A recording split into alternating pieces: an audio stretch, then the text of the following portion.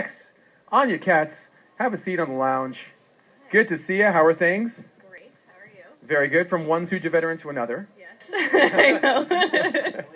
Well, it's really interesting to talk to you because you've kind of also moved on from Suja, but in a way that's not starting your own company, but sort of consulting. Yeah. You're also doing blogging as well. Yeah. Can you tell us a little about that? Yeah. So the consulting for me, I kind of fell into the industry semi-accidentally after college. Got a job at Whole Foods, kind of just as an intermittent gig. Thought I was going to go to grad school. Yep. Eventually got kind of sucked into a natural foods company and realized I really liked it and thought, okay.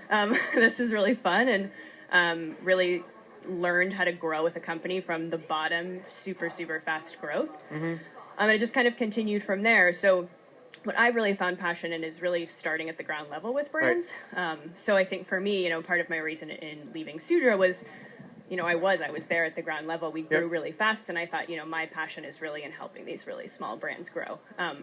Yeah. So I kind of decided to take that leap. Now, I don't know if I actually even gave out your last name, Anya Kaats. Sorry about that. It's actually Kaats, but that's okay. Anya Kaats. Okay. It's a common mistake. Yes, well, it's Kaats. Yeah, so it's Kaats. Dutch. Dutch. Yeah. Right on. Double I like A. Yeah. Yes. So, the name of your website is? Anyas Eats. Anyas Eats. Okay. Yeah. And so on it, when I went on there last week, I saw that you focus and you talk a lot about paleo. And focus a lot on CPG products that are in that kind of paleo space. Yeah. What's going on there? What kind of insight can you give us and our entrepreneurs and our attendees about what they should be focusing on as it relates to paleo? Yeah, it's a really good question. I mean, I think it's definitely evolved pretty tremendously over the past couple of years. So I, for personal health reasons, started eating that way about 5 years ago.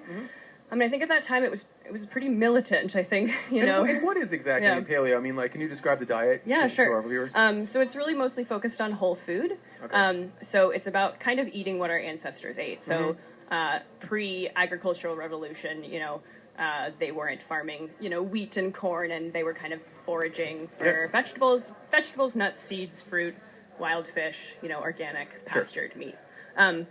So that's really what it is. I think it's definitely a very misunderstood way of eating. Yeah. So I think that's unfortunate. But I think for brands, I mean, what I've seen in the paleo movement is I think we're all becoming a little bit more relaxed. I think we're kind of, there's been a big focus on sustainability, a big focus on overall health and wellness, and, maybe eating hummus once a month is not going to kill us, if legumes aren't part of the diet as a whole. So I think it's, I think for brands, I think, whether or not they should have paleo on their packaging, I'm not so sure, because I do still think it's a really misunderstood way of eating. Having said that, I think the trend, overall is about whole food, and I think that trend is existing across, every different channel. So. Sure. You do see a lot of these buzzwords for brands, and a lot of them will say, okay, we're gluten-free, we're, paleo-friendly, we're this, we're the, non-GMO, we're going, in your experience, what are you advising your clients and folks you work with to do in terms of labeling and certifications? What's the most poignant, important things to put on your package at this point? Yeah, I really do think it's important to figure out and label those differentiators, whatever that's going to be for that company. So whether it's paleo friendly, if that's their focus, I think that's fine, but rally around it, know. So I think, obviously, I think organic and non-GMO are huge across the board. I would say gluten-free are important, but again, I think people have taken, not so great of a direction with that. I think we've talked about that here a bit today. Yeah. So, I definitely think those differentiators are important, and I think it's important to rally around them and really let people know that this is what you stand for and really stand behind them.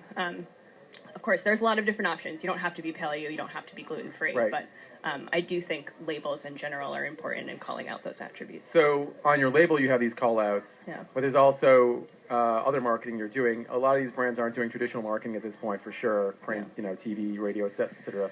Most of them are doing social media, kind of grassroots, almost, having people do it for them, or them doing it for themselves. How do you integrate those kinds of call-outs and that kind of marketing to most effectively communicate to consumers what you're all about? I mean, I think social media is great. I'm a huge digital marketing person, so great Instagram page though. Thank you. Is it weird that I know I've seen your Instagram page? I don't know. I'm flattered. I had to do my research. Yeah.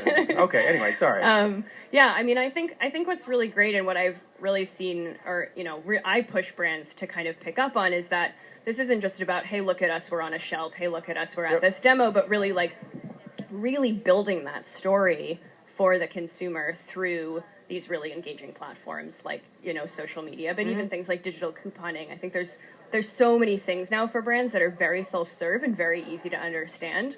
And I see this kind of negative push toward, oh well, now it's pay to play on Facebook. Right. I mean, what's great about it is you provide some great graphics and some great copy, and you geo-target or target whoever you want it to reach out to, and it's going to be successful.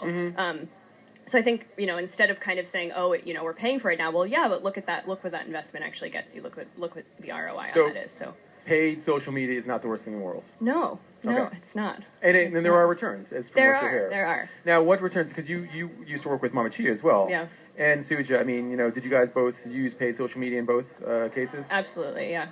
And as far as some of the photos you see, I mean, I think all of your photos are taken with a digital camera, and then not all of them. Okay, we got some good iPhone technology nowadays. How about that? But I mean, that's really key too, because Yeah. you do see. I mean, when I see some stuff on social media, some looks better than others. Oh yeah, no, it's important. We'll talk about that. Yeah. So again, I think one of the biggest mistakes brands make on social is kind of just using it as a social media can be very difficult or it can be very easy. Okay. I think you can do it both ways, but I think in order to really grow a brand on social, you really have to provide the consumer with something they're not getting elsewhere. So you go into a store and you see a great display, that's great for the shopper marketing channel. Putting that display up on social, it's different. You're going to have different people looking at you. Yep. They want different information. Building content, I think valuable content, blogging, pushing those blogs out through your social channels, doing contests, engaging with the consumer, and really providing that high quality imagery, because people don't know who you are. They're going to click on your page and they're going to say, "Ooh, no, I don't know. I don't really want to follow this."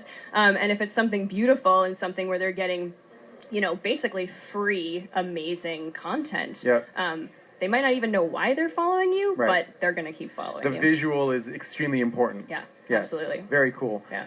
AnyaEats.com? Anyas Eats. Anyas Eats. I was so close. So Kaats. Kaats, you got it. Right on. Thank you so much for being with us. I really appreciate it. Yeah, absolutely. All right, we'll see you soon. You. Thank you. You too. Oh, well, grab this. Now I have both. All right. That was really great.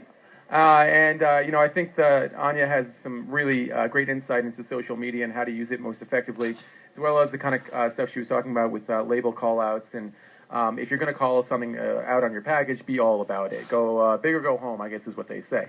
So what's next on the agenda? Okay.